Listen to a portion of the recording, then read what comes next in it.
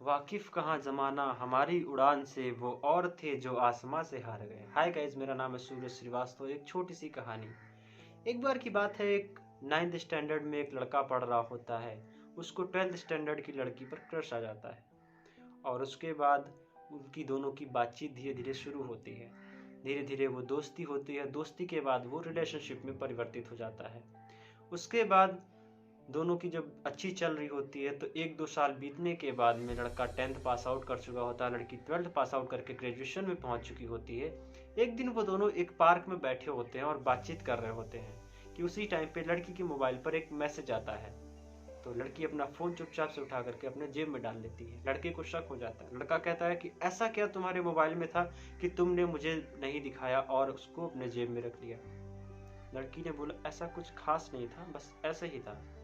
लड़के को डाउट हुआ तो लड़के ने कहा, मुझे अभी देखना है, और वो तुरंत देखता है। जैसे ही मैसेज चेक करता है तो किसी लड़के का मैसेज आया होता है जिस पर लिखा होता है आई लव यू। लड़का शॉक्ड हो जाता है और वो कहता है लड़की से कि ये सब क्या है। जब तुम मेरे साथ रिलेशनशिप में हो, मुझे डेट कर रही हो, तो किसी और को भी डेट कर रही हो, ये सब क्या चीज़ें हैं, मुझे समझाओ, और ऐसा क्यों किया तुमने। तो लड़की बड़े ही ताव में बोलती है कि तुम्हारे पास है ही क्या, ना तो तुम्हारे पढ़ाई में अच्छे मार्क्स आते हैं और ना ही मुझे तुम्हारा कोई ब्राइट फ्यूचर दिखता है। मैं तुम्हारे साथ रिलेशनशिप में क्यों रहूं, और ऊपर से तुम मुझसे 2 से 3 साल छोटे भी हो, जिससे मुझे शर्मिंदगी महसूस होती है तुम्हारे साथ रिलेशनशिप में होने के कारण। मैं अपने दोस्तों के सामने खुल के नहीं बता पाती कि मैं किसके साथ हूँ और कौन मेरा बॉयफ्रेंड है। लड़का बहुत हर्ट होता है और वहाँ से सीधा बिना कुछ बोले चला आता है। घर आने के बाद तकिया मुंह में लगा के जोर जोर से रोने लगता है ताकि आवाज़ बाहर ना जा सके, और बहुत दुखी हो जाता है, बहुत रोता है। उसके बाद धीरे धीरे करके समय बीतता है, दिन निकलते हैं, वो अपने आप को संभाल लेता है, 12th पास आउट करता है बहुत ज़बरदस्त नंबरों के साथ में, पढ़ाई बहुत मन से करता है। उसके बाद धीरे धीरे करके वो एक छोटा सा काम स्टार्ट करता है। उस काम से वो धीरे धीरे उसको और बड़ा करता है और आगे चल के एक बड़ी सी कंपनी का मालिक बन जाता है, एक करोड़पति बन जाता है।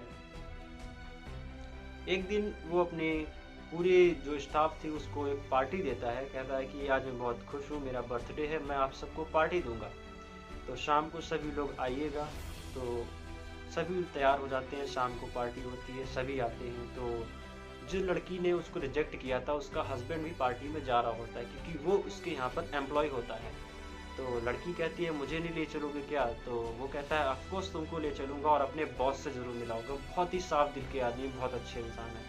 पार्टी शुरू होती है, पार्टी में पहुंचते हैं तो लड़की कहती, तुमने कहा था अपने बॉस से मिलाओगे और बॉस से नहीं मिलाया तुमने। तो उसने कहा, हाँ ज़रूर, क्यों नहीं, मेरे बॉस बहुत ही सुलझे दिमाग के और बहुत ही अच्छे इंसान हैं। तो जैसे ही लड़की और उसका हस्बैंड उसके बॉस से, यानी जो लड़का जिसको उसने रिजेक्ट किया था, उससे मिलने जाते हैं, लड़की शॉक्ड हो जाती है, जिसको मैंने कई सालों पहले छोड़ दिया था ये कह करके कि तुम्हारा क्या फ्यूचर है, तुम्हारा कोई ब्राइट फ्यूचर नहीं है। आज वो इतना बड़ा आदमी है कि उसकी कंपनी में मेरे हस्बैंड वर्क करते हैं, उस कंपनी के मालिक के नौकर हैं। दोस्तों, इस छोटी सी कहानी से आपको क्या सीख मिलती है, आपको डिसाइड करना। आप कमेंट करके बताइएगा कि लड़की ने उसको छोड़ दिया जिसके कारण उसको मोटिवेशन मिला और वो इतना आगे बढ़ गया, या फिर लड़की अगर उसके साथ रहती और उसको अच्छे से बातचीत करती, उसके साथ अच्छा रिलेशनशिप बनाती, तो शायद उसका ब्राइट फ्यूचर होता। दोनों में से कौन सी बात आपको सही लगती है, आप मुझे कमेंट सेक्शन में बताइएगा। और इसी तरीके से बहुत ही इंटरेस्टिंग सी और मोटिवेशनल सी बढ़िया बढ़िया चीज़ें और बढ़िया बढ़िया बातें जानने के लिए चैनल को सब्सक्राइब करके ही जाइएगा।